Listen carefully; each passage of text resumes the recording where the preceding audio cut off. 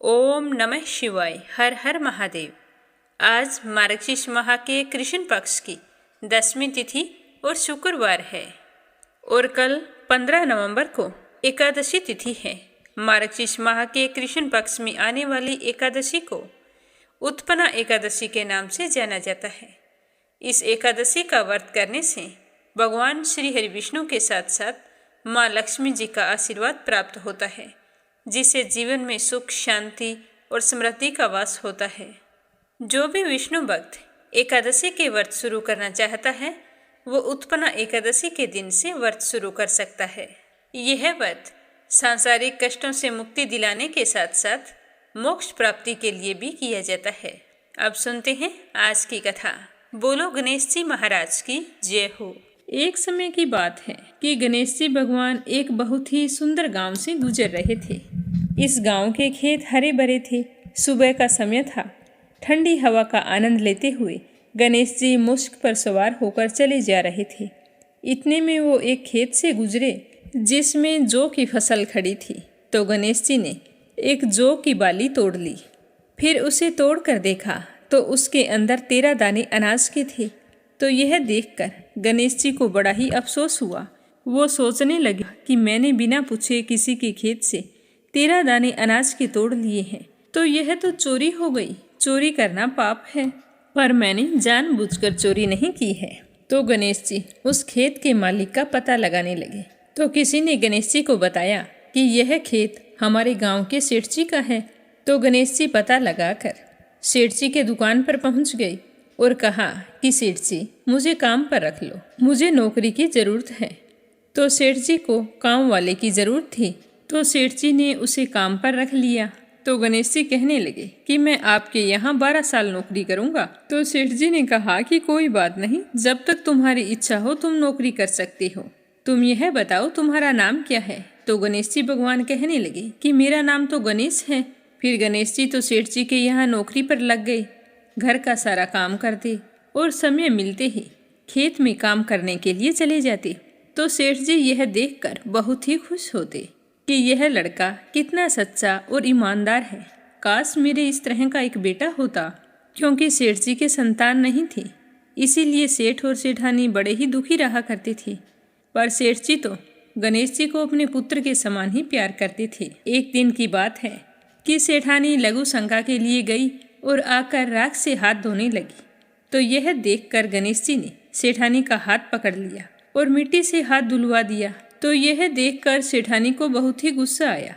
जाकर सेठ जी से शिकायत की और कहा कि कैसा नौकर रखा है, उसने आज मेरा हाथ पकड़ लिया और आप पता नहीं उसकी किस बात की इतनी तारीफ करते रहते हो कि वो ईमानदार है, सच्चा है। तो सेठानी की बात सुनकर सेठ जी ने गणेश जी को बुलाया और पूछा कि बेटा गणेश, सेठानी सच बोल रही है क्या? तूने इनका हाथ पकड़ लिया, ऐसा क्यों किया?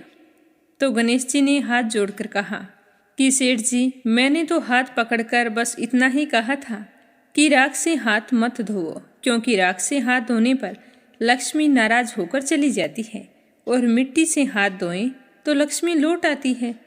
तो सेठ जी सोचने लगे कि गणेश ठीक कह रहा है, इसमें कोई गलत बात नहीं है। जो कुछ भी किया हमारी भलाई के लिए किया है। ऐसा करते करते कई दिन बीत गए। थोड़े दिनों बाद कुंभ का मेला आया। तो सेठानी सेठ जी से कहने लगी कि सेठ जी, मुझे तो कुंभ के मेले में स्नान करने जाना है। तो सेठ जी कहने लगे कि मुझे तो समय नहीं है, दुकान संभालनी होती है, फिर खेत जाना होता है। यह सोचते हुए उन्होंने गणेश को आवाज़ दी और कहा कि बेटा गणेश, तुम ऐसा करो, सेठानी जी को कुंभ के मेले में स्नान करवा के लाओ। तो सेठ जी की आज्ञा पाकर गणेश सेठानी को लेकर कुंभ के मेले में चला गया।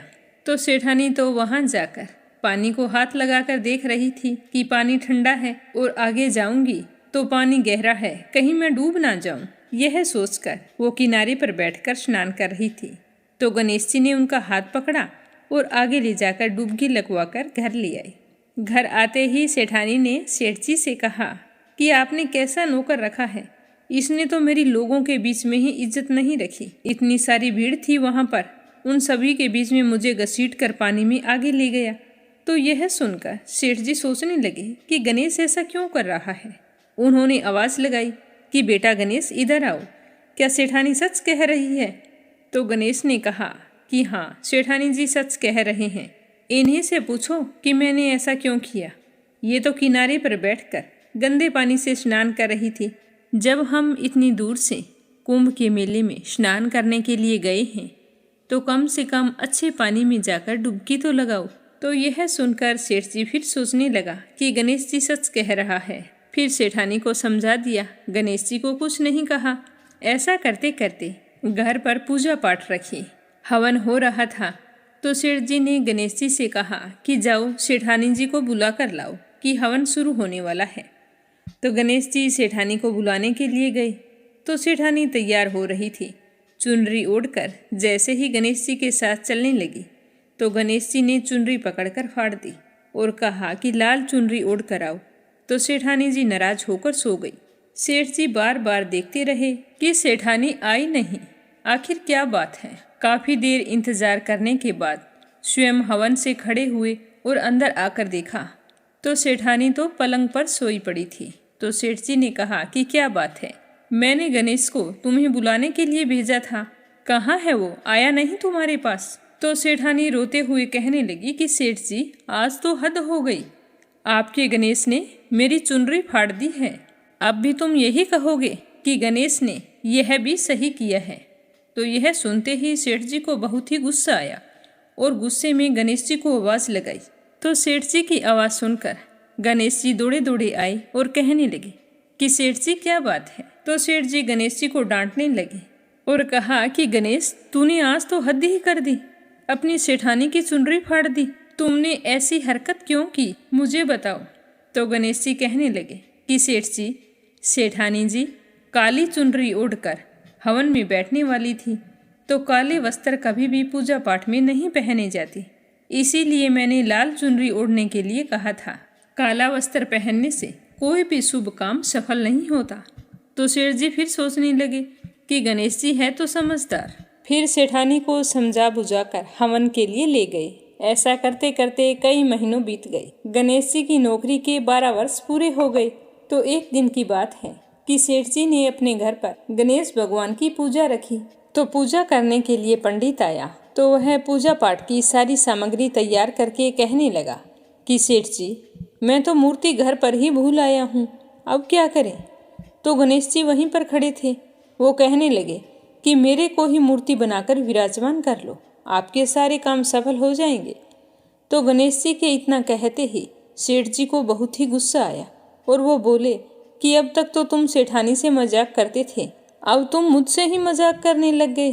तो गणेश जी बोले कि नहीं सेठ जी, मैं मजाक नहीं कर रहा हूँ, मैं तो सच बोल रहा हूँ।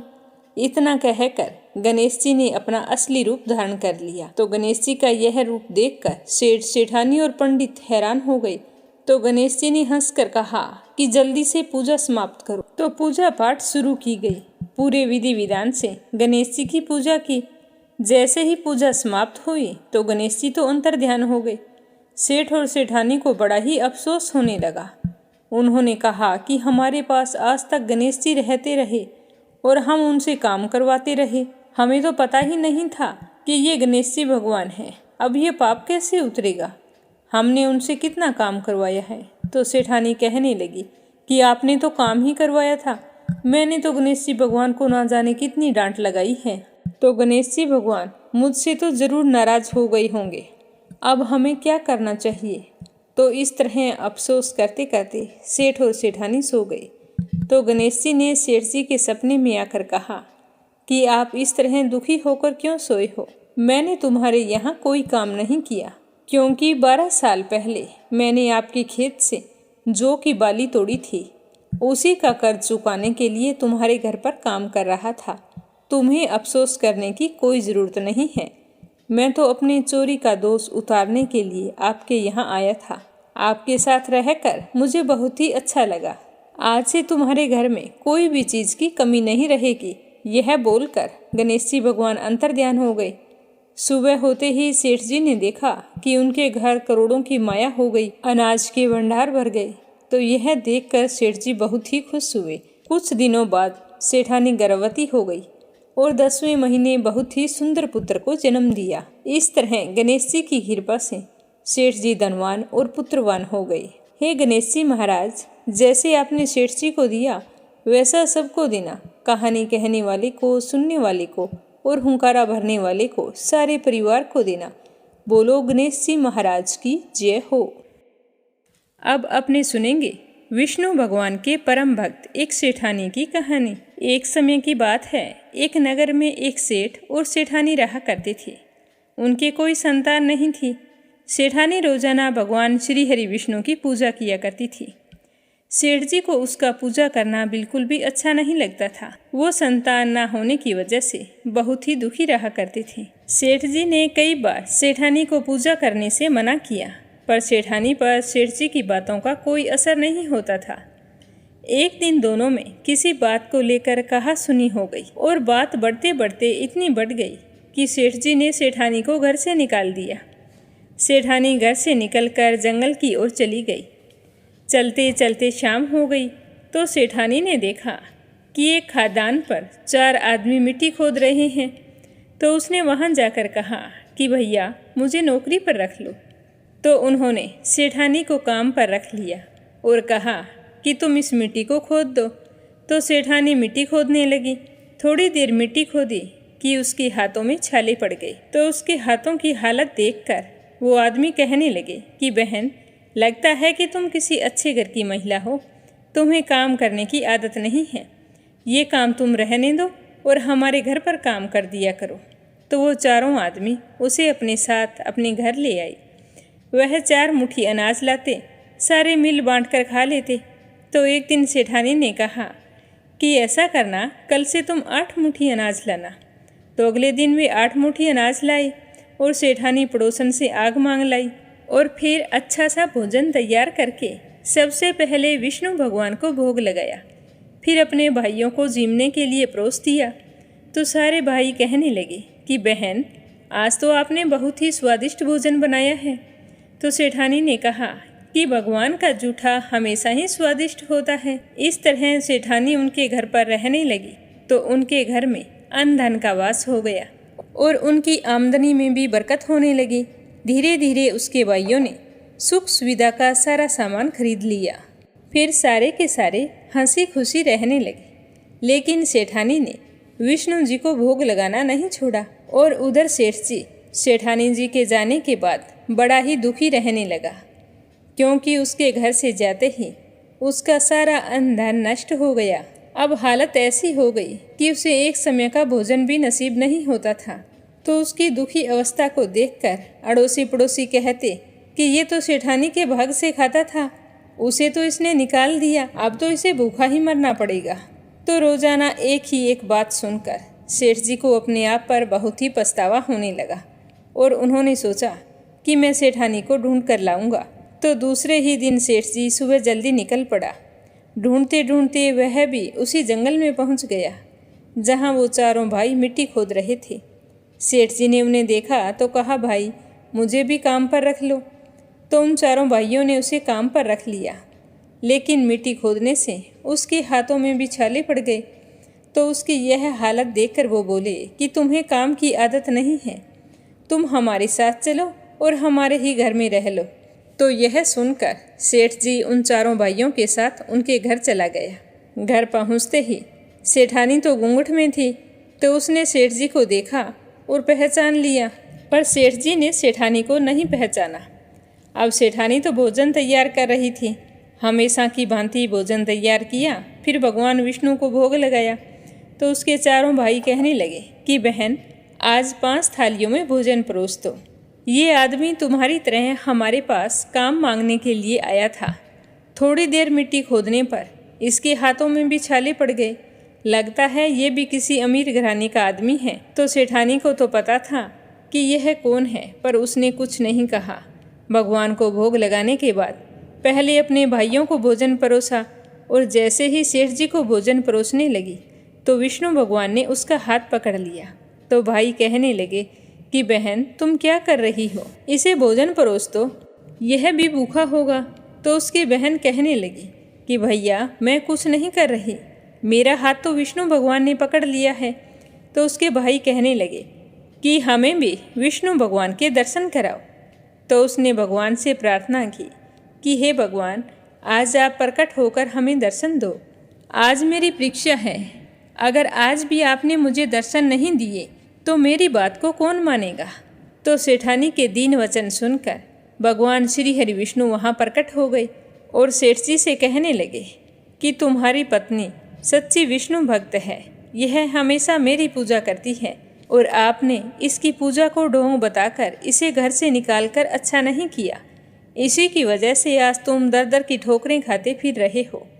तो यह सुनकर उसके चारों भाई सेठ और सेठानी का मुंह ताकने लगे।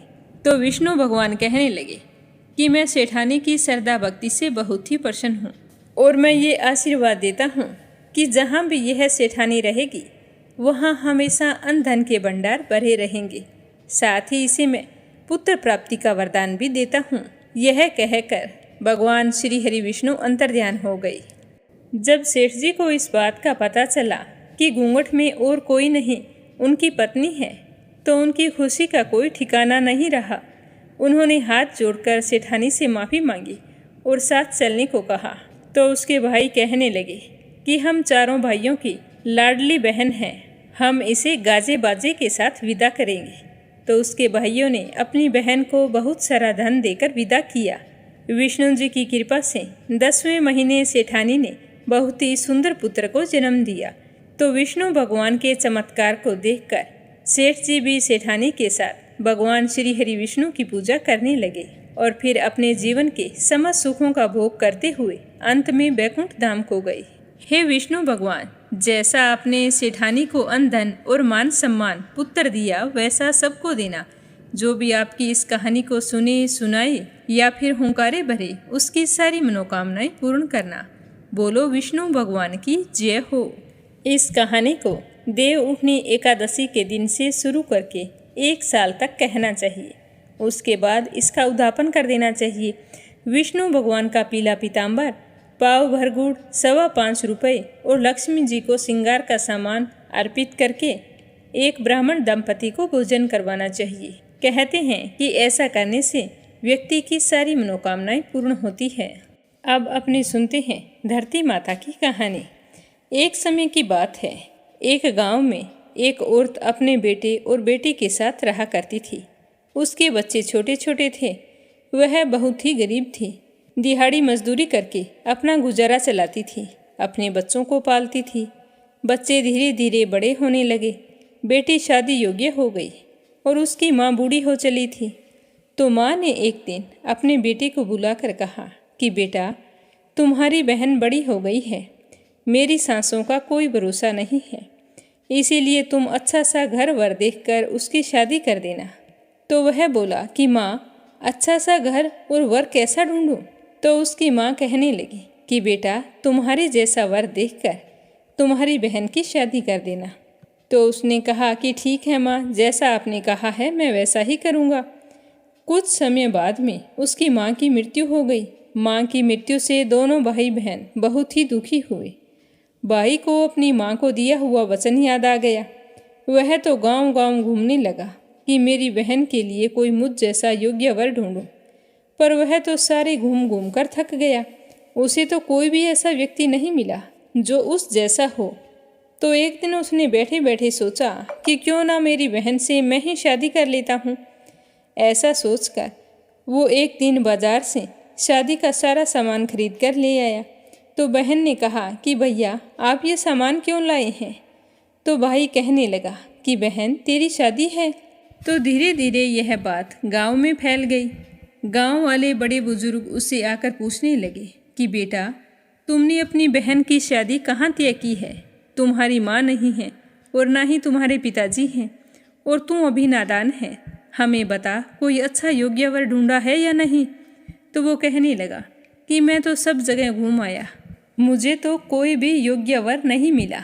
माँ ने कहा था कि जो लड़का मुझ जैसा हो उसी के साथ मेरी बहन की शादी करनी है। तो मैंने तो निश्चय किया है कि मेरी बहन के साथ शादी मैं ही कर लूँगा। तो गांव के लोग उसे समझाने लगे कि बेटा, कभी बहन के साथ शादी करते हैं, ये नहीं हो सकता। तो वो बोला कि मैंने तो मेरी माँ को वचन दिया है और मैं मेरे वचन को पूरा करूँगा। तो उस नादान के ना समझने पर सारे गांव वाले अपने अपने घर चले गए।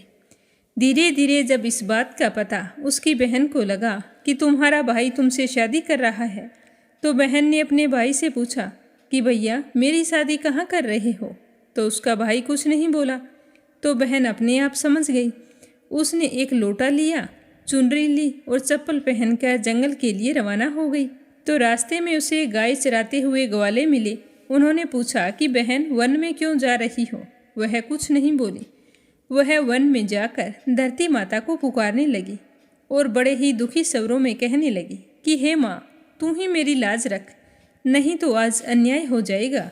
मैं क्या करूँ, मुझे अपनी गोद में ले लो, नहीं तो मैं यहाँ पर सर पटक पटक कर मर जाऊँगी। तो उसे इस तरह विलाप करते हुए देखकर धरती माता उसी समय फट गई। तो बहन ने एक तरफ लोटा, चुनरी और चप्पल रख दिए और खुद धरती में समा गई।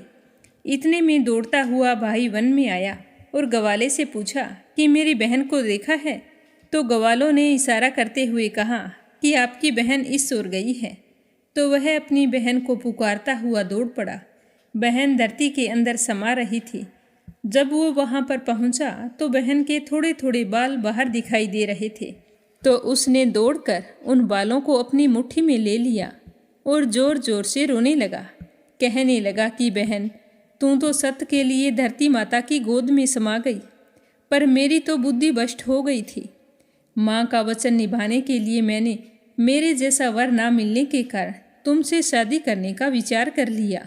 धिक्कार है मुझ जैसे भाई पर धरती माता ने सत्य के लिए अपनी बेटी को अपने आप में संभाल लिया।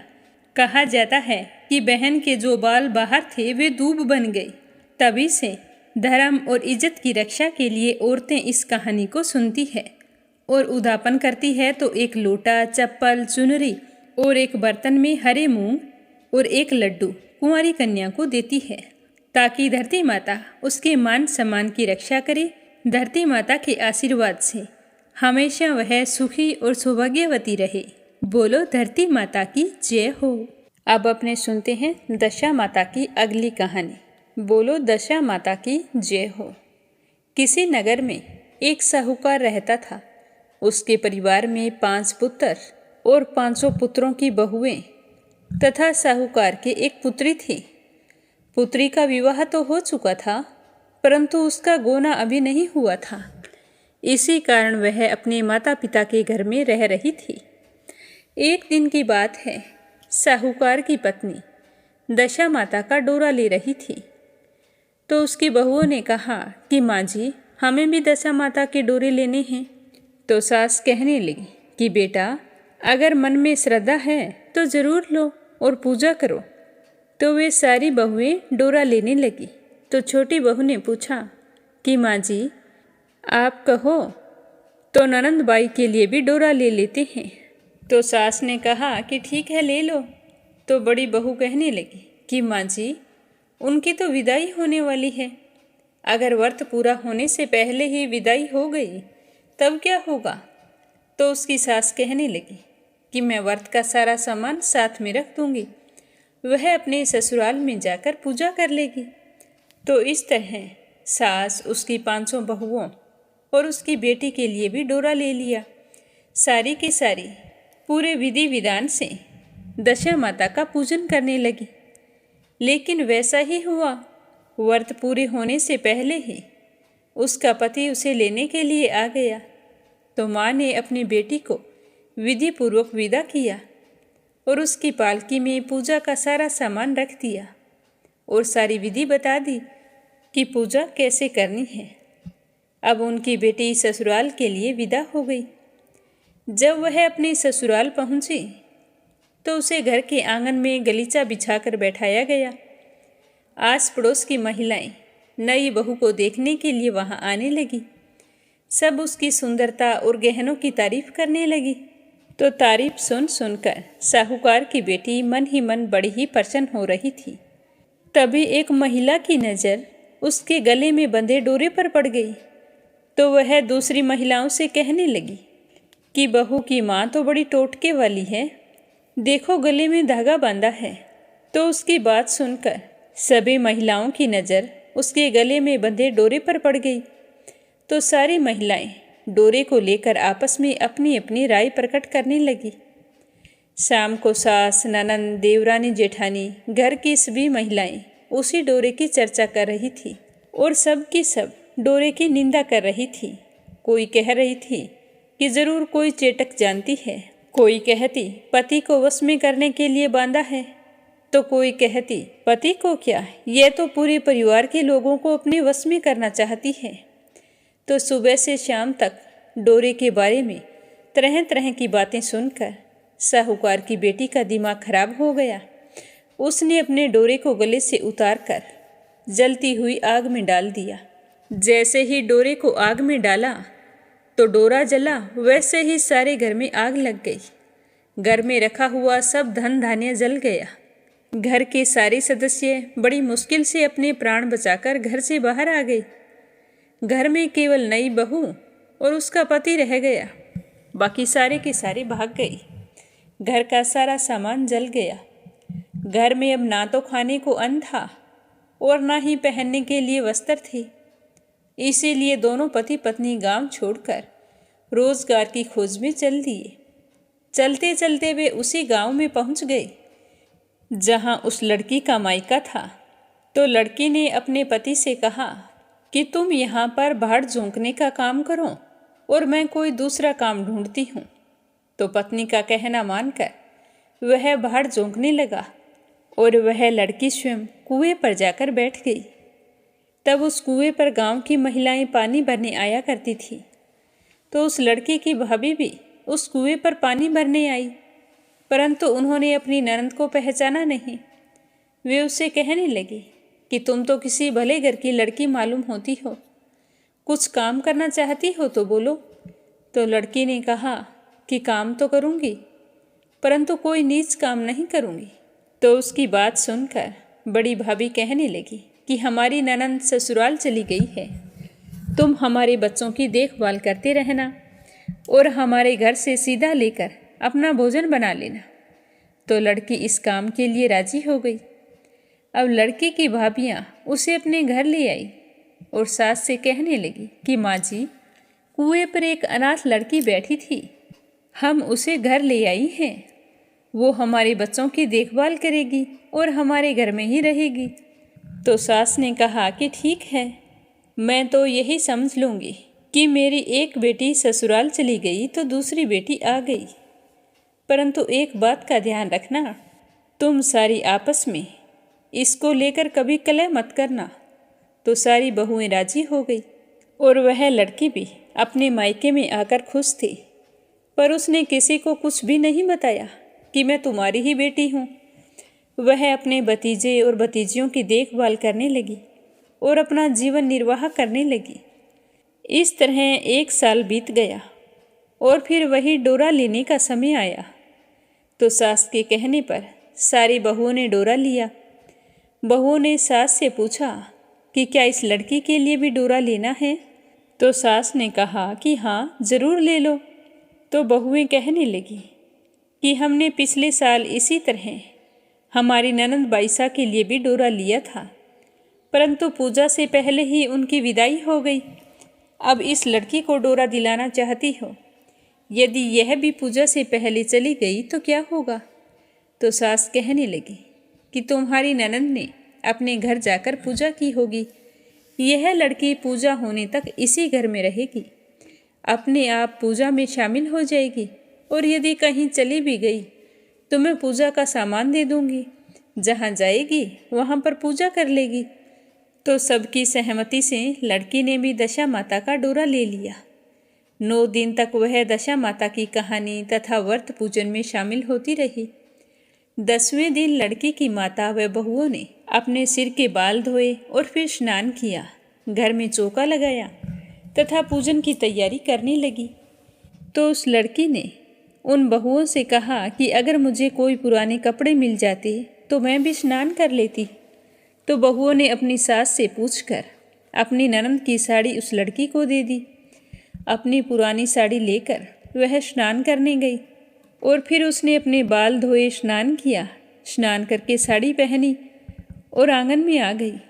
घर पर पूजा आरंभ हो गई। जैसे ही वह पूजा के पास आकर बैठी तो बहुओं ने कहा कि यह तो हमारी नंद जैसी लग रही है। तो इस पर सास ने नाराज होकर कहा कि तुम क्या बोल रही हो? तुम्हारे मन में जो भी आता है बोलती रहती हो। पूजा के समय भी चुपचाप बैठा नहीं जाता। चुप रहो, मुझे कथा कहने दो और तुम मन लगाकर कथा सुनो। इस तरह बातें करने से कथा में विघ्न पड़ता है। तो सारी बहुएं चुप हो गई। कथा और पूजा समाप्त होने के बाद में घर की सभी स्त्रियों ने पारण किया। लड़की ने भी पारण किया और इसके बाद वो सारी की सारी एक दूसरे के बाल गूंथने लगी। तो एक ने लड़की के बाल गूंथने शुरू किए। तो वह बाल गूंथते हुए बोली कि जैसी गूंथ तुम्हारे सर में है वैसे ही गूंथ हमारी ननद बाईसा की थी। तो बहू की इस तरह की बातें सुनकर उसकी सास नाराज होकर कहने लगी कि तुम मेरी बेटी की तुलना इससे क्यों कर रही हो। तो सास ने बहू को तो डांट दिया, परंतु उसकी बात मन में घर कर गई और मन ही मन सोचने लगी कि जरूर कोई बात है। मुझे भी यह लड़की अपनी बेटी के समान ही दिखाई पड़ती है। मुझे पता करना होगा। इस तरह का निश्चय करके उस दिन शाम को सास ने कहा कि आज इस लड़की की चारपाई मेरे कमरे में लगा देना। तो उस लड़की की चारपाई उसके माँ के कमरे में लगा दी गई। अब माँ तो इस बात से अनजान थी कि वो मेरी बेटी है। अब रात हुई, सारी बहुओं को नींद आ गई। तो सास ने उस लड़की से पूछा कि बेटा तुम्हारे पीहर में कौन कौन है। तो वह लड़की कहने लगी कि मेरे 5 भाई, 5 भाभियाँ और तुम्हारे जैसे माता पिता। तो वह फिर पूछने लगी कि क्या हुआ।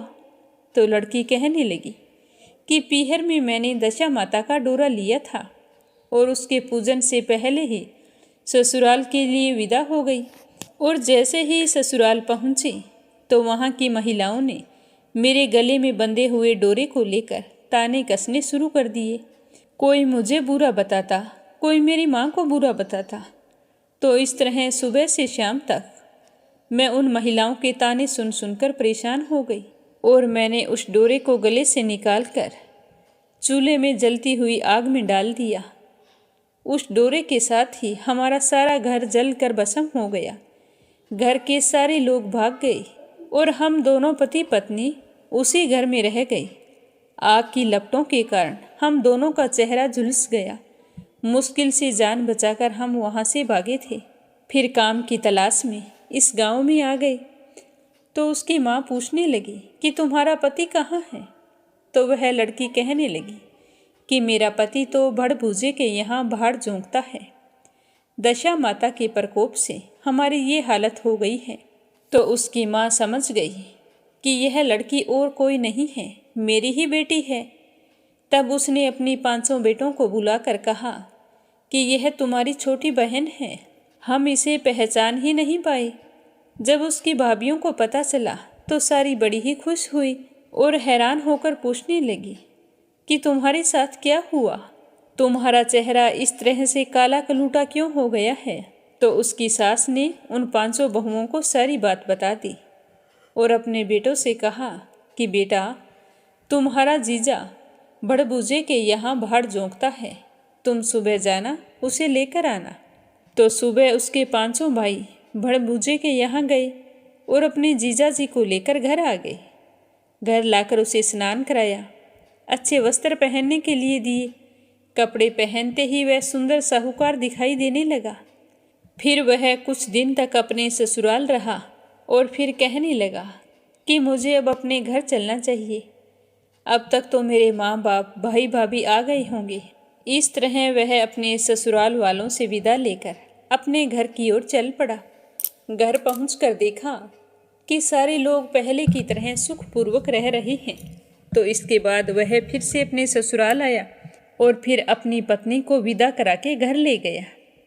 वह अपनी दशा पर विचार करती हुई जा रही थी। मार्ग में एक नदी पड़ती थी। उस नदी में स्नान करके अप्सराएं दशा माता का डोरा ले रही थी। उनके पास एक डोरा बच गया था, तो वे सारी की सारी अप्सरा कहने लगी कि यदि इस डोली में कोई उच्च वर्ग की स्त्री हो तो उसे ये डोरा दे देते हैं। फिर वे सारी की सारी डोली के पास गई और पूछा कि तुम कौन हो, और उच्च घर की लड़की जानकर वह डोरा उसे दे दिया। जब लड़की अपने ससुराल पहुंची तो सास थाल सजाई, ननंद कलश लिए और जेठानियां अन्य मांगलिक वस्तुएं लिए उसका स्वागत करने के लिए तैयार खड़ी थी। नेक दस्तूर हो जाने के बाद लड़की को आसन पर बैठाया। आसन पर बैठाने के बाद लड़की ने कहा कि आप लोगों ने पिछली बार दशा माता के डोरे के लिए अपशब्द कहे थे, जिसकी वजह से हमारे घर की ये हालत हो गई। सारे लोग आपस में बिछुड़ गए, घर का धन धान्य जलकर स्वाह हो गया। बड़ी मुसीबतें उठाने के बाद में अब अच्छे दिन आए हैं, तो अब की बार आप ऐसी बात मत करना। मेरे दशा माता के डोरे का अपमान मत करना। दशा माता की पूजा और व्रत घर की दशा सुधारने के लिए किया जाता है। अतः मैं आपसे हाथ जोड़कर विनती करती हूँ कि अब की बार आप में से कोई भी मेरे दशा माता के डोरे की निंदा ना करे। जब मेरा व्रत पूर्ण हो जाए तब सारे श्रद्धापूर्वक पूजा करें। तो सब ने खुशी खुशी उसकी बात मान ली। 9 दिनों तक व्रत चलता रहा। 10वें दिन विधि पूर्वक डोरे की पूजा की गई। 7 सुहागिनों को न्योता दिया गया और उनका श्रृंगार करके आंचल भरा गया। इस प्रकार दशा माता का पूजन समाप्त हुआ। इससे उनके घर की दशा सुधर गई और घर में अन्न धन सुख सौभाग्य का वास हो गया। उसके बाद उसकी सास, ननंद, देरानियाँ, जेठानियाँ सारी की सारी दशा माता का पूजन करने लगी। हे दशा माता, जिस तरह आपने उस लड़की के दिन फेरे, उसके घरों की दशा सुधारी, वैसे ही सबकी सुधारना, सब पर दया करना। जो भी व्रत रखकर पूजा पाठ करे और आपकी इस कथा को सुने, उसकी सारी मनोकामनाएं पूर्ण करना। बोलो दशा माता की जय हो। मार्गशीर्ष का महात्म्य कल समाप्त हो चुका है। अब अपने शुरू करेंगे श्रीमद् भागवत महात्म्य। आज अपने सुनेंगे राजा परीक्षित और वज्रनाभ का समागम, सांडिल्य मुनि के मुख से भगवान की लीला के रहस्य। फिर अपने सुनेंगे भागवत कथा विस्तार से। तो भगवान का आशीर्वाद पाने के लिए नित्य नियम से सुनते रहिए। बोलो श्री हरि विष्णु भगवान के अनंत स्वरूपों की जय हो। महर्षि व्यास जी कहते हैं कि जिनका स्वरूप सच्चिदानंद घन है, जो अपने सौंदर्य और माधुर्य आदि से सबका मन अपनी ओर आकर्षित कर लेते हैं और सदा सर्वदा अनंत सुख की वर्षा करते हैं, जिनकी ही शक्ति से इस संसार की उत्पत्ति, स्थिति और प्रलय होती है, उन भगवान श्री कृष्ण को हम भक्ति रस का आस्वादन करने के लिए नित्य निरंतर प्रणाम करते हैं। नेमी सरण्य क्षेत्र की बात है। श्री सूत जी स्वस्थ चित्त से आसन पर बैठे हुए थे। उसी समय भगवान की अमृतमय लीला कथा के रसिक उसके रसास्वादन में अत्यंत कुशल शौनकादिक ऋषियों ने सूत जी को प्रणाम किया और उनसे पूछने लगे कि हे सूत जी, धर्मराज युधिष्ठिर जब मथुरा मंडल में अनिरुद्ध नंदन वज्र का और हस्तिनापुर में अपने पुत्र परीक्षित का राज्याभिषेक करके हिमालय पर चले गए थे, तब राजा वज्र और परीक्षित ने कैसे कैसे और कौन से कार्य किए थे। तो ऋषियों की बात सुनकर श्री सूत जी कहने लगे कि हे शौनकादिक ऋषियों, जब धर्मराज युधिष्ठिर आदि पांडवगण स्वर्गारोहण के लिए हिमालय पर चले गए थे, तब सम्राट परीक्षित एक दिन मथुरा गए। उनकी इस यात्रा का उद्देश्य इतना ही था कि वहां जाकर वज्रनाभ से मिल आए। जब वज्रनाभ को यह समाचार मालूम हुआ कि मेरे पिता तुल्य राजा परीक्षित मुझसे मिलने के लिए आ रहे हैं, तो उनका हृदय प्रेम से भर गया और वे राजा परीक्षित के सामने ही चल पड़े। नगर से बाहर निकलकर उनकी खूब आगवानी की, चरणों में प्रणाम किया और बड़े प्रेम से उन्हें वे अपने साथ महल में लेकर आए। राजा परीक्षित भगवान श्री कृष्ण के परम प्रेमी भगत थे। उनका मन नित्य निरंतर आनंद घन श्री कृष्ण चंद्र में ही रमता रहता था। उन्होंने भगवान श्री कृष्ण के परपोतर वज्रनाभ का बड़े प्रेम से आलिंगन किया। इसके बाद अंतःपुर में जाकर भगवान श्री कृष्ण की पत्नियों को नमस्कार किया। श्री कृष्ण की पत्नियों ने भी राजा परीक्षित का अत्यंत सम्मान किया।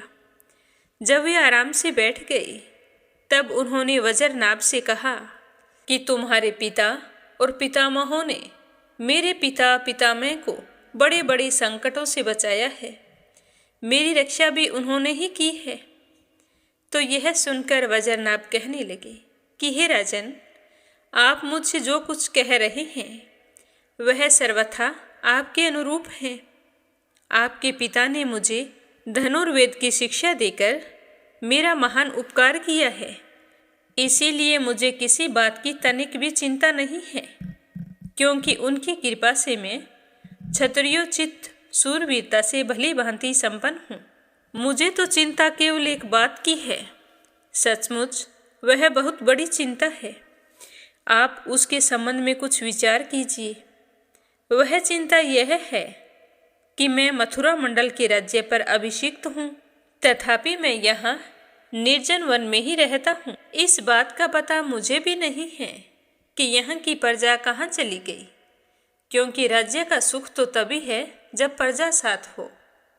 जब वज्रनाभ ने राजा परीक्षित से यह बात कही तब उन्होंने वज्रनाभ का संदेह मिटाने के लिए महर्षि सांडिल्य को बुलवाया और कहा कि महर्षि सांडिल्य पहले नंद आदि गोपों के पुरोहित थे, यही सब कुछ उसके बारे में बता सकते हैं। और उधर राजा परीक्षित का संदेश पाते ही महर्षि सांडिल्य वहां आ पहुंचे तो वज्रनाभ ने विधि पूर्वक उनका स्वागत सत्कार किया। वे एक ऊंचे आसन पर विराजमान हुए एवं उनको सांत्वना देते हुए कहने लगे कि प्रिय परीक्षित और वज्रनाभ, मैं तुम लोगों से वज्र भूमि का रहस्य बतलाता हूँ, तुम एकाग्रचित होकर सुनना। वज्र का अर्थ है व्याप्ति। व्यापक होने के कारण ही इस भूमि का नाम ऋच पड़ा है। सतव रज तम, इन तीन गुणों से अतीत जो पर ब्रह्मा है वही व्यापक है, इसीलिए उसे व्रज कहते हैं। वह सदानंद स्वरूप परम ज्योतिर्मय और अविनाशी है। जीवन उन्मुक्त पुरुष उसी में स्थित रहते हैं। इस पर ब्रह्मा स्वरूप व्रज धाम में नंद नंदन भगवान श्री कृष्ण का निवास है। उनका एक एक अंग सच्चिदानंद स्वरूप है। वे आप्त काम हैं। प्रेम रस में डूबे हुए रसिक जन ही उनका अनुभव करते हैं। काम शब्द का अर्थ है कामना, अभिलाषा। व्रज में भगवान श्री कृष्ण के वांछित पदार्थ हैं गौवें, ग्वाल बाल, गोपियाँ और उनके साथ लीला विहार। वे सब के सब यहाँ नित्य प्राप्त हैं। इसी से श्री कृष्ण को आप्त काम कहा गया है। भगवान श्री कृष्ण की यह रहस्य लीला प्रकृति से परे हैं। वे जिस समय प्रकृति के साथ खेलने लगते हैं उस समय दूसरे लोग भी उनकी लीला का अनुभव करते हैं। प्रकृति के साथ होने वाली लीला में ही रजोगुण, सतवगुण और तमोगुण के द्वारा सृष्टि, स्थिति और प्रलय की प्रतीति होती है। इस प्रकार यह निश्चय होता है कि भगवान की लीला दो प्रकार की है, एक वास्तविक और दूसरी व्यवहारिकी। वास्तविक लीला स्वयं वेद है, उसे स्वयं भगवान और उनके रसिक भक्तजन ही जानते हैं। जीवों के सामने जो लीला होती है वह व्यवहारिक लीला होती है। वास्तविक लीला के बिना व्यवहारिक लीला नहीं हो सकती, परंतु व्यवहारिक लीला का वास्तविक लीला के राज्य में कभी प्रवेश नहीं हो सकता। तुम दोनों भगवान की जिस लीला को देख रहे हो वह व्यवहारिक लीला है। यह पृथ्वी और स्वर्ग आदि लोक इसी लीला के अंतर्गत हैं। इस पृथ्वी पर यह मथुरा मंडल है। यही वह वज्र भूमि है जिसमें भगवान की वह वास्तविक रहस्य लीला गुप्त रूप से सदा होती रहती है। वह कभी कभी प्रेम पूर्ण हृदय वाले रसिक भक्तों को सब ओर से दिखने लग जाती है। कभी 28वें द्वापर के अंत में जब भगवान की रहस्य लीला के अधिकारी भक्तजन यहाँ पर इकट्ठे होते हैं, जैसा कि इस समय भी कुछ काल पहले हुए थे, उस समय भगवान अपने अंतरंग प्रेमियों के साथ अवतार लेते हैं। उनके अवतार लेने का प्रयोजन होता है कि रहस्य लीला के अधिकारी भक्तजन भी अंतरंग परिकरों के साथ सम्मिलित होकर लीला रस का आस्वादन कर सकें। जब भगवान इस प्रकार अवतार ग्रहण करते हैं, उस समय भगवान के अभिमत प्रेमी देवता, ऋषि आदि सारे अवतार लेते हैं। अभी अभी जो अवतार हुआ था, उसमें भगवान ने अपने सभी प्रेमियों की अभिलाषाएं पूर्ण की थी और फिर अंतर्ध्यान हो गए। इससे यह निश्चय हुआ कि यहाँ पहले 3 प्रकार के भक्तजन उपस्थित थे। ऐसा मानने में तनिक भी संदेह के लिए गुंजाइश नहीं है। उन तीनों में प्रथम श्रेणी तो उनकी है जो भगवान के नित्य अंतरंग पार्षद हैं, जिनका भगवान से कभी वियोग नहीं होता। दूसरे वे हैं जो एकमात्र भगवान को पाने की ही इच्छा रखते हैं, उनकी अंतरंग लीला में अपना प्रवेश चाहते हैं। तीसरी श्रेणी में देवता आदि हैं। इनमें से जो देवता आदि के अंश से अवतीर्ण हुए हैं, उन्हें भगवान ने व्रज भूमि से हटाकर पहले ही द्वारिका पहुंचा दिया था। फिर जब ब्राह्मणों के श्राप से यदुवंश का संहार करने के लिए सांब के पेट से मुसल प्रकट हुआ और उस मुसल के चूरे से प्रभास क्षेत्र में एर नामक घास उत्पन्न हुई, उस समय परस्पर कलह होने पर सभी यदुवंशी एक दूसरे पर प्रहार करके मृत्यु को प्राप्त हो गए। इस प्रकार भगवान ने उस मुसल के मार्ग से यदुकुल में उत्पन्न हुए सभी अपने अपने देवताओं को स्वर्ग में पुनः भेज दिया और अपने अपने अधिकारों पर स्थापित कर दिया। जिन्हें एकमात्र भगवान को पाने की इच्छा थी, उन्हें प्रेमानंद स्वरूप बनाकर श्री कृष्ण ने सदा के लिए अपने नित्य अंतरंग पार्षदों में शामिल कर लिया। जो नित्य पार्षद हैं, वे यद्यपि यहाँ गुप्त रूप से होने वाली नित्य लीला में सदा ही निवास करते हैं, परंतु जो उनके दर्शन के अधिकारी नहीं हैं, ऐसे पुरुषों के लिए वे अदृश्य हो गए हैं। जो लोग व्यवहारिक लीला में स्थित हैं, वे नित्य लीला का दर्शन पाने के अधिकारी नहीं हैं। इसीलिए यहाँ आने वालों को सब ओर से निर्जन वन सुना सुना दिखाई देता है, क्योंकि वे वास्तविक लीला में स्थित भक्तजनों को देख नहीं सकते हैं। इसीलिए वज्रनाभ, तुम्हें तनिक भी चिंता नहीं करनी चाहिए। तुम मेरी आज्ञा से यहाँ बहुत से गांव बसाओ। इससे निश्चय ही मनोरथों की सिद्धि होगी। भगवान श्री कृष्ण ने जहाँ जैसी लीला की, उसके अनुसार उस स्थान का नाम रखकर तुम अनेकों गांव बसाओ और इस प्रकार परम उत्तम व्रज भूमि का सम्यक प्रकार से सेवन करते रहो। गोवर्धन, दिरिकपुर, मथुरा, गोकुल, नंदीग्राम, बरसाना आदि में तुम अपने लिए छावनी बनवाओ और उन स्थानों में रहकर भगवान की लीला स्थल, नदी, पर्वत, कंदरा, सरोवर और कुंड तथा कुंज वन आदि का सेवन करते रहो। ऐसा करने से तुम्हारे राज्य में प्रजा सुखी और संपन्न होगी और उनके सुखी होने पर तुम भी अत्यंत प्रसन्न होवोगे। यह वज्र भूमि सच्चिदानंदमयी है। इसके कण कण में भगवान श्री कृष्ण रम रहे हैं। अतः तुम्हें हर तरह से प्रयत्न पूर्वक इस भूमि का सेवन करना चाहिए। मैं आशीर्वाद देता हूँ कि मेरी कृपा से भगवान की लीला के जितने भी स्थल हैं, सबकी तुम्हें ठीक ठाक पहचान हो जाएगी। हे वज्रनाभ, तुम्हें एक और बड़े महत्व की बात बतलाता हूँ कि इस वृक्ष भूमि का सेवन करते रहने से तुम्हें किसी दिन उद्धव जी भी मिल जाएंगे और फिर तुम अपनी माताओं सहित उन्हीं से इस भूमि का तथा भगवान की लीला का रहस्य जान लेना। उसके बाद मुनिवर सांडिल्य जी उन दोनों को इस तरह समझा बुझाकर भगवान श्री कृष्ण का स्मरण करते हुए अपने आश्रम पर चले गए। उनकी बातें सुनकर राजा परीक्षित और वज्रनाभ दोनों ही बहुत प्रसन्न हुए और फिर राजा परीक्षित अपने राज्य लौट आए। इससे आगे सुनेंगे कल के अध्याय में। प्रेम भाव से कहिए श्री हरि विष्णु भगवान के अनंत स्वरूपों की जय हो। अब अपने सुनते हैं लपसी और तपसी की कहानी। बोलो लपसी तपसी की जय हो। बहुत पुराने समय की बात है। एक गांव में एक ब्राह्मण परिवार रहा करता था। उसमें पति पत्नी के अलावा उनके 2 बच्चे थे। एक बेटा था, एक बेटी थी। ब्राह्मण दंपति बहुत ही सरल स्वभाव के थे। समय मिलने पर प्रभु का स्मरण किया करते थे। उनकी बेटी बहुत ही संस्कारी और सुशील थी, लेकिन उनका बेटा आवारा किस्म का था। वह कोई काम धाम नहीं करता और ना ही कभी अपने माँ बाप का कहना मानता था। समय के साथ दोनों बहन भाई बड़े हो गए। बहन की शादी कर दी गई, पर भाई का वही हाल था। उसके माँ बाप ने उसे समझाया कि बेटा, अब हम वृद्ध हो चले हैं, तुम कोई काम किया करो, लेकिन उस पर उनकी बातों का कोई असर नहीं होता था। तो एक दिन ब्राह्मणी अपने पति से कहने लगी कि स्वामी, आप बिल्कुल काम छोड़ दीजिए। जब घर में कुछ भी नहीं होगा तो यह अपनी जिम्मेदारी समझेगा और काम पर लग जाएगा। तो ब्राह्मण ने दूसरे दिन से काम पर जाना छोड़ दिया। तो यह देखकर उनके बेटे ने कोई काम नहीं किया और चोरी करने चला गया। आते जाते राहगीरों को लूट लेता और उसी से अपने घर का गुजारा किया करता था।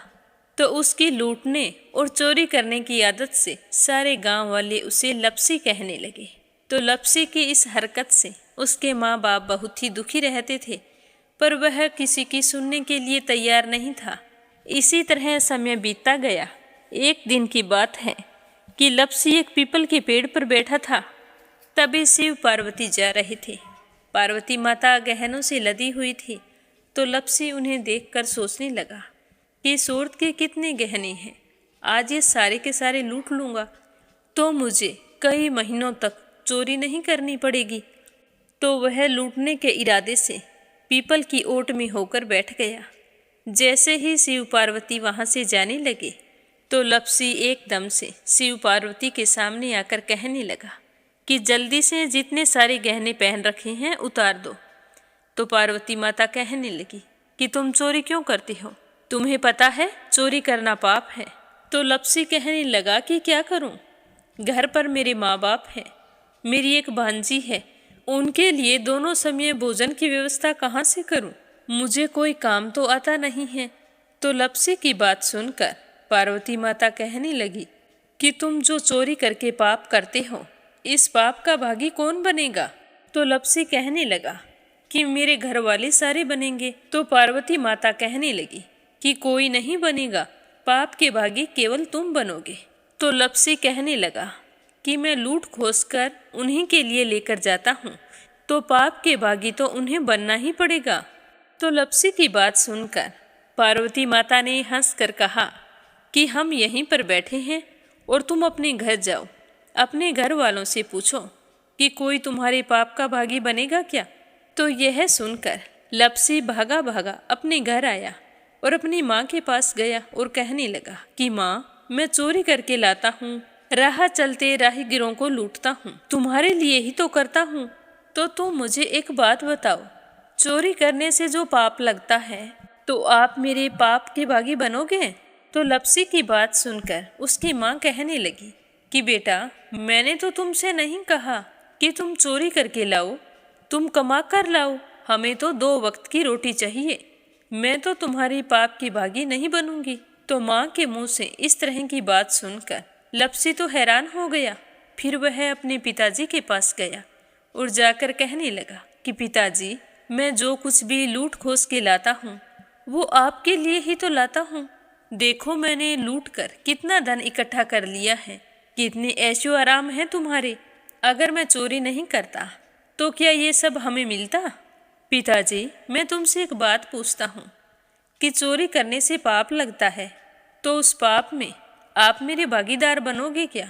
तो लपसी की बात सुनकर उसके पिताजी कहने लगे कि बेटा, मैंने नहीं कहा कि तुम चोरी करके लाओ, तुम कमा कर लाओ, मैं तुम्हारे पाप का भागी नहीं बनूंगा। तो माँ बाप के मुंह से इस तरह की बात सुनकर वह बहुत ही उदास हुआ और सोचने लगा कि मैं कितने महीनों से चोरी कर रहा हूँ, ना जाने मुझ पर कितना पाप चढ़ गया है। और ये तो बोल रहे हैं कि पाप के भागी हम नहीं बनेंगे, तो अब क्या होगा। तो वह बड़े ही दुखी मन से शिव पार्वती से मिलने के लिए चल पड़ा। जैसे ही घर से बाहर निकलने लगा तो उसकी छोटी सी भांजी दरवाजे पर खेल रही थी। उसे पता नहीं था कि पाप पुण्य क्या होता है, तो वो कहने लगी कि मामा, पाप की भागी मैं बनूंगी। तो उसके इस तरह कहते ही लपसी ने उसे गोद में उठाया और चल पड़ा। शिवजी भगवान और पार्वती माता के पास जाकर कहने लगा कि घर वालों ने पाप का भागी बनने से मना कर दिया है और एक यही है जो पाप की भागी बनने को तैयार है। फिर लपसी बड़े ही दीन स्वर में कहने लगा कि हे भगवान, मैं समझ गया हूँ कि चोरी करना पाप है। आज तक जो मैंने काम किया वो बहुत ही गलत था, लेकिन अब मैं इसका प्रायश्चित करना चाहता हूँ। अब तुम ही बताओ, मुझे मेरे पापों से मुक्ति कैसे मिलेगी। तो उसकी बात सुनकर शिव पार्वती बहुत ही खुश हुए और लपसी को कच्चे सूत का एक छोटा सा गोला देते हुए कहा कि लपसी, ये सूत लो और इस पीपल के चारों ओर परिक्रमा लगाओ। जब यह सूत समाप्त हो जाएगा तब तुम्हारे सारे पाप नष्ट हो जाएंगे। तो यह सुनकर लपसी बहुत ही खुश हुआ। सोचने लगा कि छोटा सा गोला है, अभी लपेट कर घर चला जाऊंगा, उसके बाद में कभी कोई पाप नहीं करूंगा। फिर उसने अपनी बांजी को कंधे पर बैठाया और पीपल की परिक्रमा लगानी शुरू कर दी। अब भगवान का वह सूत खत्म कहाँ होने वाला था। लपसी चक्कर लगाता गया पर वह सूत खत्म नहीं हुआ। चक्कर लगाते लगाते 1 महीने, 6 महीने, साल, पूरे 12 साल बीत गए, पर वह सूत खत्म नहीं हुआ। 12 साल बाद एक बार फिर शिव पार्वती जी वहाँ से गुजर रहे थे, तो पार्वती माता ने कहा कि स्वामी, चलो लपसी को चलकर देखते हैं। तो शिवजी कहने लगे, वो चोरी करने वाला, लूटने वाला कब का चला गया होगा। तो पार्वती माता कहने लगी कि नहीं स्वामी, चलकर देखने में क्या जाता है, चलो एक बार देखते हैं। तो शिव पार्वती जी जैसे ही पीपल वृक्ष के पास आए तो देखा कि लपसी तो अब भी चक्कर लगा रहा है। वहाँ चारों ओर गहरी खाई हो गई है और लपसी की बड़ी बड़ी दाढ़ी, मूंछें, नाखून बढ़ गए हैं। तो यह देखकर पार्वती माता ने कहा कि देखो स्वामी, आप तो कह रहे थे कि वो कब का ही चला गया, देखो इसके मन में सच्ची भक्ति है।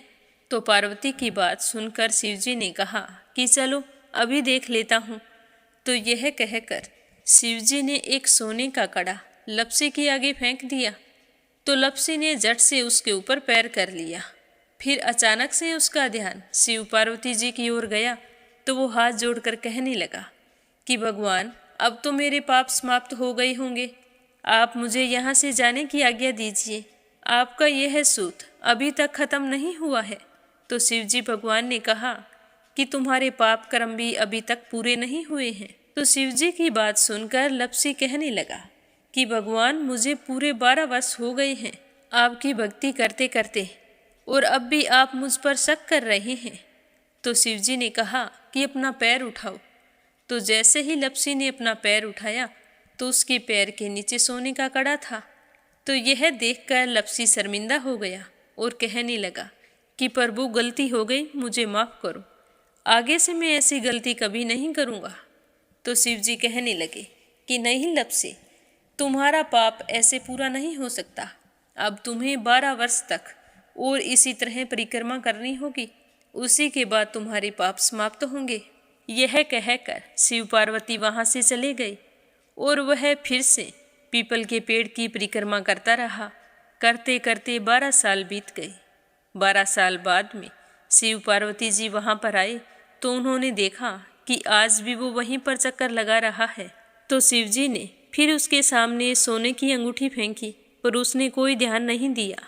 तो शिवजी भगवान प्रसन्न होकर कहने लगे कि हे लपसी, आज से तुम मेरी तपस्या करके तपसी बन गए हो। मैं तुम्हें वरदान देता हूँ कि तुम अपने जीवन में सारे सुखों को प्राप्त करेगा। और तूने 24 बरस तक मेरी भक्ति की है, इसका फल भी तुझे अवश्य मिलेगा। जो भी औरत गाय और कुत्ते की रोटी नहीं बनाएगी, उसका पुण्य फल तुम्हें मिलेगा। आंगन लीप कर दहलीज नहीं लीपेगी तो उसका पुण्य फल भी तुझे ही मिलेगा। अगर हमारे घर की बहन बेटी को हम सूट, तीवल या साड़ी भेंट स्वरूप देते हैं तो साथ में मोली का धागा और कुछ रुपए नहीं देंगे तो उसका पुण्य फल भी तुम्हें ही मिलेगा। अगर कोई दिए से दिया जलाएगा तो उसका पुण्य फल भी तुम्हें ही मिलेगा। अगर व्रत और पूजा पाठ में सारी कहानी सुन ले और तुम्हारी कहानी ना सुने तो उसका पुण्य फल भी तुम्हें ही मिलेगा। कहा जाता है कि तभी से सुबह पहली रोटी गाय की और सुबह की अंतिम रोटी छोटी बनाई जाती है और शाम को अंतिम रोटी बड़ी बनाई जाती है जो कुत्ते की होती है। और दिए से दिया भी नहीं जलाया जाता और घर की बहन बेटियों को सूट और तीवल के साथ भेंट स्वरूप कुछ रुपए भी जरूर दिए जाते हैं। और उसी दिन से हर व्रत कथा के बाद में लपसी तपसी की कहानी जरूर सुनी जाती है और कथा समाप्त होने पर कहा जाता है कि लपसी का फल लपसी को मिले, तपसी का फल तपसी को मिले। हमारी पूजा पाठ का, हमारे व्रत का और हमारी कहानी का पुण्य फल हमें मिले। बोलो लपसी तपसी की जय हो। तो ये थी लपसी और तपसी की कहानी। लपसी तपसी दो भाई नहीं थे। लपसी और तपसी एक ही आदमी का नाम था। लूट कर लाता था, इसीलिए उसे लपसी के नाम से पुकारते थे और फिर भगवान की तपस्या करने के कारण उसे तपसी के नाम से जाना जाने लगा। बोलो लपसी तपसी की जय हो। अब अपने सुनेंगे कथा सुनने वाले प्यारे श्रोताओं के नाम। आज का पहला कमेंट परमेश्वरी रघुवीर सिंह है, दिल्ली से। दूसरा है संजय, सोनिया, हिताक्षी, दीपेश, मयंक, हरियाणा से। और तीसरा है सरला रानी, करणपुर से। प्रिया, रणवीर देसवाल, पवनी देसवाल, वरदान देसवाल, मेरठ से। श्यामवती, सुषमा, विष्णु, हरियाणा से। आशा शर्मा, विष्णु, ज्योति, अंशु, भीलवाड़ा से। अपराजिता मीना श्रीवास्तव, नेपाल से। रवि सैनी, सीमा सैनी, मलियाना से। प्रोमिला रानी, विश्वास, सुधीर, राजेश, संजय, कनाडा से। चंद्रमणि मनिका, दिल्ली से। श्रीमती शर्मा, अलीगढ़ से। आरती खैरावर, अगरखर से। अंजना, सरस्वती, आर्यन, उद्धव आचार्य, नेपाल से। श्रीमती यशोदा, उड़ीसा से। विमला, नेपाल से। मंगलेश, रिंकू राजपूत, सचिन राजपूत, रोहित राजपूत, पंचकुला से। परमिला मलिक, मीनू, हर्षल, भौमिक मलिक, सोनीपत से। संगीता अग्रवाल, कमला देवी अग्रवाल, दुलिया, महाराष्ट्र से। पूनम यादव, करेली से। यूएन तिवारी, इंदिरा तिवारी, लखनऊ से। कमला, गुरुग्राम से। रुक्मणी शर्मा, अंबाला से। राधा रोहिला, दिल्ली से। संजीव कंसल, कविता कंसल, हितेश कंसल, आरुष कंसल, रानी कंसल, मुजफ्फरनगर से। उषा शर्मा, राजस्थान से। पुष्पा चंदर, बेंगलुरु से। यमलाल पांडे, पवित्रा पांडे, गौरव पांडे, गंतव्य पांडे, नेपाल से। सुनीता पंवार, कृषु पंवार, मध्य प्रदेश से। अनिल चतुर्वेदी, कल्पना चतुर्वेदी, धीरज चतुर्वेदी, अमित चतुर्वेदी, मिधीर चतुर्वेदी, राध्या चतुर्वेदी, मध्य प्रदेश से। कोमल निर्मल, मुंबई मीरा रोड से। रामचंद्र, मांडिया, लक्ष्य, राजस्थान से। मीनू वालिया, दिल्ली से। संजू सैनी, सुनीता सैनी, सेखाड़ा से। सीमा जोशी, रवि कुमार जोशी, दिल्ली से। रेखा, धर्मेंद्र शर्मा, जयपुर से। वंदना वर्मा, इंदौर से। सुनीता रानी, मेरठ से। बीनू मेहरा, दिल्ली से। मीरा अग्रवाल, बंगाल से। बीना, देविका, कनिका वार्ष्णे अलीगढ़ से, नीमा मठपाल रामनगर से, इंदिरा देवी राजकुमार गुप्ता आजमगढ़ से, किरण पानीपत से, निहाल यादव सविता यादव प्रयागराज से, शोभा कुंवर पुरोहित अहमदाबाद से, निर्मला सिसोदिया दिल्ली से, अंकित शालिनी, सौरभ शशि देवी लखनऊ से, सरोज अग्रवाल जबलपुर से, नर बहादुर पाल भागीरथी पाल नेपाल से, सुदेश शर्मा बीके शर्मा लुधियाना से, सरला गुप्ता दिल्ली से, नंदा पांडुरंग पुजारी ब्रह्मपुरी महाराष्ट्र से, सुनीता विश्वकर्मा मुंबई से, कमलेश मंडी हिमाचल प्रदेश से, सीमा देवी निर्मला पांचाल करनाल से, सुमन चांदोरा जोधपुर से, मंजू चौधरी भीलवाड़ा से, नीलम जायसवाल हैदराबाद से, कमला देवी भीलवाड़ा से, रीता गुप्ता देहरादून से, रेखा शर्मा मुरादाबाद से, रानी जैन पंचकुला से, वीना कालड़ा आगरा से, कमलेश भल्ला जम्मू से, श्रीमती कमलेश जबलपुर से, गुंजन अक्षत फिरोजाबाद से, मोनिका नागर तिगांव से, शांताबेन वाघेला गुजरात के मंडल से, स्मिता सीताराम गायकवाड़ महाराष्ट्र से, मनीषा अपराजिता मधुलिका अनुभव सावित्री कश्मीरी भोपाल से, रजनी बड़ोला उत्तराखंड से, राधिका मिश्रा सचिन मिश्रा, सोनम मिश्रा जानवी मिश्रा, गौरी मिश्रा सीता मिश्रा, माधवी मिश्रा बाराबंकी से, अनीता अमृतसर से, निकिता सेजवानी करण सेजवानी, पवन सेजवानी पायल सेजवानी, विशाल सेजवानी अहमदाबाद से, शीला बहन जयपुर से, दीपा भटनागर भिवानी से, दिल्ली बहादुर भंडारी सरिता भंडारी, नम्रता भंडारी, सूरज भंडारी नेपाल से, योगेश्वरी भटनागर राजस्थान से, शशि वर्मा अंजलि वर्मा, करण वर्मा पंजाब से, पूजा पाठक